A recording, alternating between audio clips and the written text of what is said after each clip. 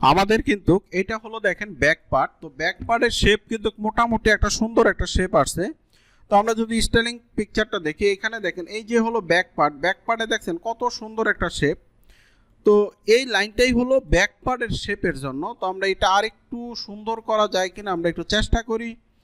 আবার আমরা এই যে রিশেপ দিয়ে আমরা চেষ্টা করি শেপটা যত সুন্দর করা যায়, হ্যাঁ, কারণ এই শেপটা যত সুন্দর করবেন প্যাটার্নটা দেখতে কিন্তু তত সুন্দর লাগবে। হ্যাঁ, তো আমরা চেষ্টা করি যে এই শেপটা কতটুকু সুন্দর করা যায়, কারণ এই শেপটার উপরেই প্যাটার্নের লুকিংটা আসবে। কারণ যখন আপনি প্যাটার্নটা মেক করবেন, মেক করার পরে এইখানে শেপটা যদি সুন্দর না হয় তাহলে কিন্তু আপনার প্যাটার্নের শেপটা সুন্দর হবে না।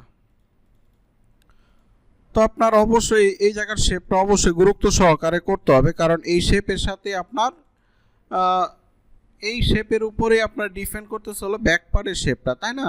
এই কারণে আমরা এই জায়গার শেপটা একটু চেষ্টা করব যত সুন্দর করে শেপটা দেওয়া যায়।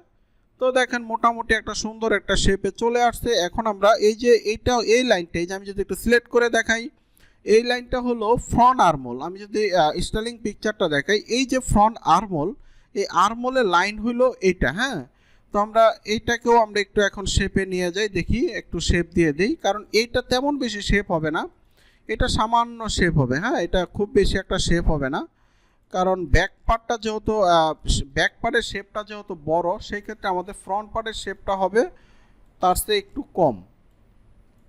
এই যে দেখেন ফ্রন্ট পার্টের শেপটা দিয়ে দিলাম। এখন কিন্তু ফ্রন্ট পার্টও কিন্তু একটা সুন্দর একটা লুকিং চলে আসছে, দেখছেন? আর ফ্রন্ট পার্টের শেপ দেওয়ার সময় আপনার এই যে নেকটা আছে না, এই নেকটা আপনার ফলো করবেন, কারণ এইখানের গ্যাপটা যেন সুন্দর হয়। আচ্ছা, এটা করার জন্য, কারণ এই যে শোল্ডারের সাথে আপনার খেয়াল করবেন এই যে নেকের লাইন আর এই হলো আর্মহোলের লাইন, দুই লাইনের এই মাঝখানে যেন শেপটা সুন্দর হয়। তো এটা একটু খেয়াল করবেন, হ্যাঁ, কারণ এটা যদি ভালো না হয় তাহলে আপনারা যখন টপ বডিটা যখন আপনারা মেক করবেন তখন দেখা গেছে চিকন মোড়া বোঝা যাবে। হ্যাঁ, দেখা গেছে এখানে গ্যাপ বড়, এখানে গ্যাপ ছোট, তাহলে কিন্তু ভালো লাগবে না। তো এই কারণে আপনারা চেষ্টা করবেন যে গ্যাপগুলো যেন সুন্দর করা যায়। আচ্ছা, আমি আরেকটু জুম করি তাহলে এটা বুঝতে আরও সুবিধা হবে।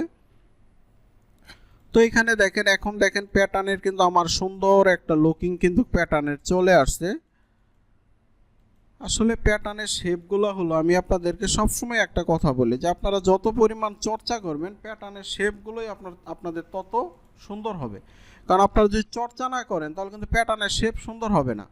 তো দেখেন এখানে কিন্তু আমাদের ব্যাক পার্টের শেপ এবং ফ্রন্ট আর্মহোলের শেপ দেওয়ার কাজ শেষ। এখন আমাদের শেপের কাজ আছে হলো এই যে এখানে বটম, এই বটমের শেপটা কিন্তু আমাদের বাকি আছে। আমরা এই শেপটা এখন দিয়ে দিব, কারণ এইখানে দেখেন আমি যদি আপনাদেরকে স্টাইলিং পিকচারটা দেখে, এই যে দেখেন বটমে কিন্তু একটা শেপ আছে, এই শেপের কাজটাই আমরা এখন করব। এখানে শেপ দেওয়ার জন্য এই যে রিশেপ নেওয়ার পরে আমরা যদি এইখানে হ্যান্ডেলটা এইভাবে ধরার পরে এই হ্যান্ডেলটাকে যদি আমরা একটু উপরের দিকে উঠাই দিই আর এটাকে যদি একটু এদিকে এইভাবে টান দিয়ে দিই, তাহলে দেখেন একটা সুন্দর একটা লুকিং কিন্তু চলে আসবে। এটা আমরা একটু কমাই দিব, দেওয়ার পরে এটা আমরা এই জায়গায় রাখবো, এটাকে আমরা একটু সামনের দিকে টানবো, টানার পরেই কিন্তু একটা সুন্দর একটা লুকিং কিন্তু চলে আসবে। দেখেন এখন কিন্তু প্যাটার্নটা দেখেন, দেখতে কিন্তু খুবই সুন্দর লাগতেছে। তো আজকে আমরা শিখলাম যে কিভাবে শেপগুলো সুন্দর করা যায়, সেই কাজগুলোই কিন্তু আজকে আমরা শিখলাম। তো আমরা দেখি যে এই জায়গার শেপে কোনো সমস্যা আছে কিনা, কারণ একটা প্যাটার্নের যদি শেপ সুন্দর না হয় তা আপনি যতই প্যাটার্ন আপনি এটা দিয়ে স্যাম্পল মেক করেন, আপনার স্যাম্পলে কিন্তু সুন্দর হবে না, কারণ প্যাটার্নের উপরে ডিপেন্ড করে হলো স্যাম্পল। কারণ দেখা গেছে আপনার যদি কাটিং ঠিক না হয়, আপনি যতই সুইং করেন সুইং কিন্তু সুন্দর হবে না, সুইং করার পরেও কিন্তু আপনার স্টাইলিংটা দেখতে কিন্তু ভালো লাগবে না। তো এই কারণে বলি যে প্যাটার্নের যে শেপটা এটা মনোযোগ সহকারে দিবেন, কারণ এটা খুবই গুরুত্বপূর্ণ। মোটামুটি আমি দেখতে পাচ্ছি যে না, আমার স্টাইলিং শেপটা কিন্তু খুবই সুন্দর আসছে। তো এখন কিন্তু স্টাইলটা দেখতেও কিন্তু অনেকটা ভালো লাগতেছে। হ্যাঁ, তো দেখেন টোটাল শেপের কাজ কিন্তু মোটামুটি শেষ। তো এর পরের পর্বে আমরা দেখব যে কিভাবে ফ্রন্ট পার্ট এবং ব্যাক পার্ট আলাদা করতে হয়, এই কাজগুলোই আমরা এর পরের পর্বে শিখব।